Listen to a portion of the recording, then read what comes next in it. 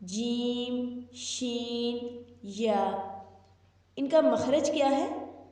وسط لسان یعنی زبان کا بیچ کا حصہ جسے ہم درمیانی حصہ بھی کہتے ہیں، جب بالمقابل تالو سے لگے تو یہ حروف ادا ہوتے ہیں: جیم، شین، یا۔ ان حروف کو حروف شجریہ کہتے ہیں۔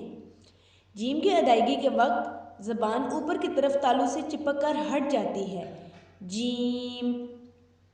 شین کی ادائیگی کے وقت وسط لسان تالو سے نہیں چپکتی بلکہ ان حروف کی آواز زبان اور تالو کے درمیانی حصے سے ہوا کے ساتھ نکل جاتی ہے، شین۔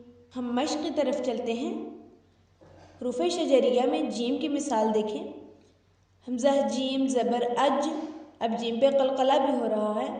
حمزہ جیم زیر اج، حمزہ جیم پیش اج، اج، اج، اج۔ شین کی مثال دیکھیں۔ حمزہ شین زبر اش، حمزہ شین زیر اش، حمزہ شین پیش اش، اش، اش، اش۔